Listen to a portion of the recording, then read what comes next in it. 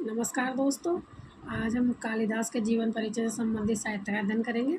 संस्कृत साहित्य यह कवि कुलगुरु रीति विख्यात संस्कृत साहित्य में जो कवि कुलगुरु के रूप में विख्यात है स महाकवि कालिदास। वे महाकवि कालिदास है। तस्य काव्य प्रतिभा प्रकृति वर्णन कौशलम भाव गांभीर्य च अद्वितीय स्थान अस्ति।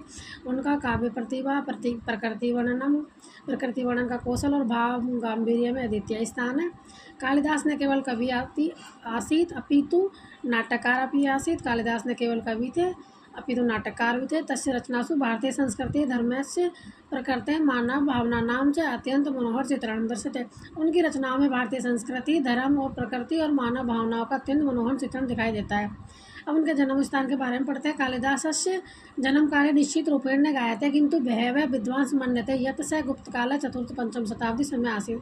कालिदास के जन्म काल के निश्चित रूप में किसी को पता नहीं है, किंतु बहुत से विद्वान मानते हैं कि जो गुप्त काल में हुए थे चतुर्थ पंचम शताब्दी के समय।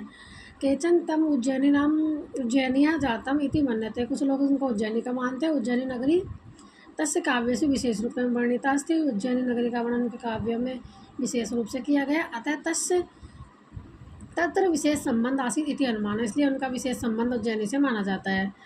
लोक कथा एक ऐसी भी मानी जाती है जीवन कथा के बारे में। लोक श्रुति अनुसारम कालिदास आरंभ अल्पबुद्धि आसीत। लोक कथा के अनुसार कालिदास आरंभ में अल्पबुद्धि थे। एकदा विदुषी कन्या तेन से विवाहित है। एक बार उनके विदुषी कन्या से उनका विवाह हुआ। सा तस्य मूर्खताम गात्वा तम परित्यक्त। उसको पता चला कि ये मूर्ख है तो उसको परित्यक्त कर दिया। तथा कालिदास भगवत्या काली देव्याम उपासना कृतवान। उसके बाद में कालिदास ने भगवती काली देवी की उपासना की। देवी प्रसादेन से महान विद्वान कवि अभवत। उस देवी के आशीर्वाद से वह महान कवि हुआ। यद्यपि ऐसा कथा ऐतिहासिक दृष्टया प्रमाणित नास्ति, लेकिन ये कथा जो ऐतिहासिक दृष्टि से प्रमाणित नहीं है। तथापि सा तस्या नाम कालिदास इत्यस्य व्युत्पत्ति दर्शयता काली देवी दास इति, इसलिए उनको काली का उपासना करने के कारण उनका नाम कालिदास पड़ा। तो राजस्य दरबारे स्थित आसीत। गुप्त काल के दरबार में स्थित है। इति विश्वास अस्ति। विशेषतः विक्रमादित्य सभायां से नवरत्नेषु एक आसीत इति परंपरा। विक्रमादित्य के सभा में नवरत्नों में से एक था। तस्य काव्येषु राजसभाया वैभवं नगर जीवन सौंदर्य समाज व्यवस्था चित्रण दर्शते।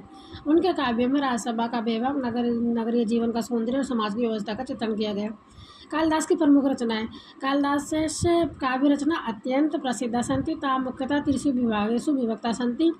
महाकाव्य नाटक खंडकाव्य। महाकाव्य में आता है रघुवंश और कुमार संभव, और नाटकों में आता है अभिज्ञान शाकुंतलम और विक्रमावंशियम, और खंडकाव्य में आता है मेघदूत और